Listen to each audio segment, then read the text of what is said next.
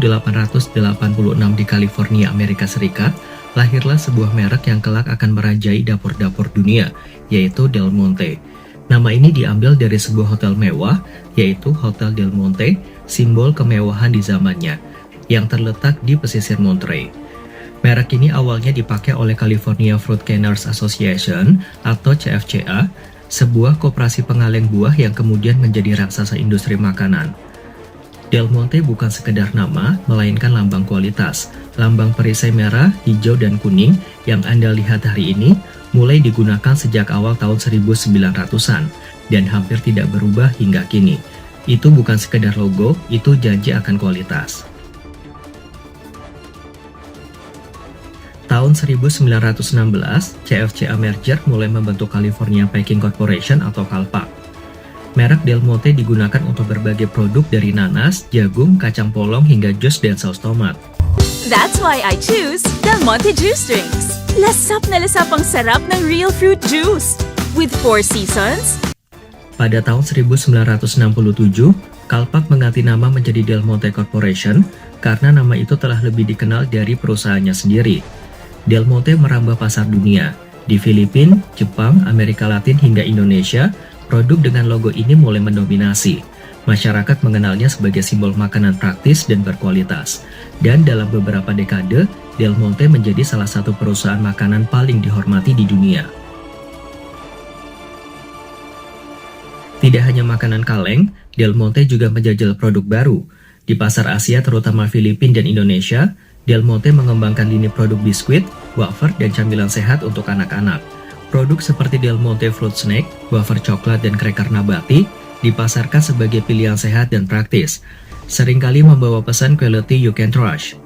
Sayangnya, lini ini tidak pernah sekuat bisnis buah dan sayur kaleng mereka, tapi ini adalah sinyal awal Del Monte tahu dunia makanan sedang berubah.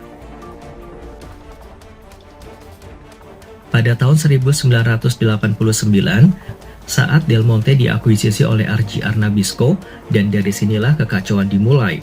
RJR butuh uang dan memecah bisnis Del Monte ke beberapa pembeli berbeda. Del Monte Food di AS dan Kanada, Del Monte Pacific Ltd atau DMPL di Filipina dan Asia, dan Fresh Del Monte untuk produk segar, seperti buah segar bukan kaleng, berbasis di AS tetapi dimiliki oleh pengusaha Arab. Del Monte Europe dijual ke berbagai grup di Eropa. Satu merek tapi banyak pemilik. Inilah awal dari kompleksitas merek Del Monte di seluruh dunia.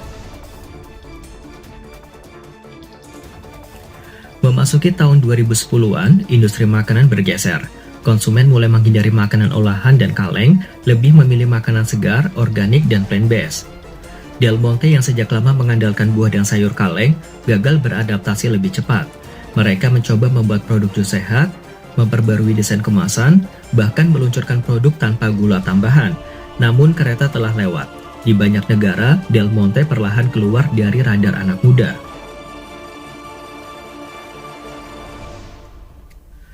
Tahun 2014, Del Monte Pacific Ltd yang berbasis di Filipina, pembeli kembali bisnis Del Monte Food di AS seharga $1,7 miliar.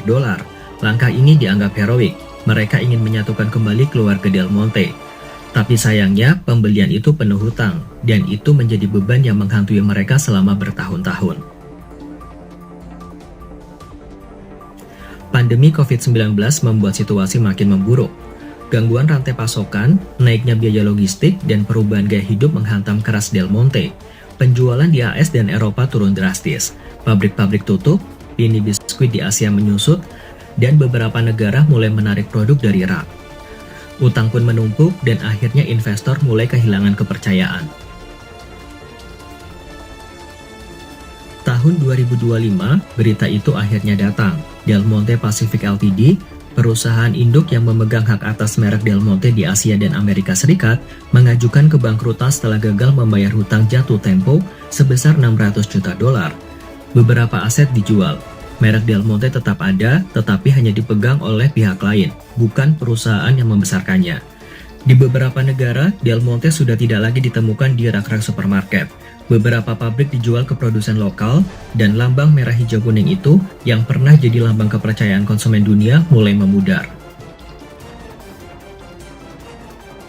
Del Monte mungkin telah tumbang, tapi warisannya tetap hidup. Generasi 80-an dan 90-an tidak akan pernah melupakan rasa manis buah nanas kaleng atau jagung manis Del Monte yang menemani nasi goreng keluarga. Bahkan hingga hari ini, logonya masih dikenang dengan hangat. Merek bisa dibeli, produk bisa ditinggalkan, tapi kenangan akan kualitas yang pernah ada, itu akan tetap abadi.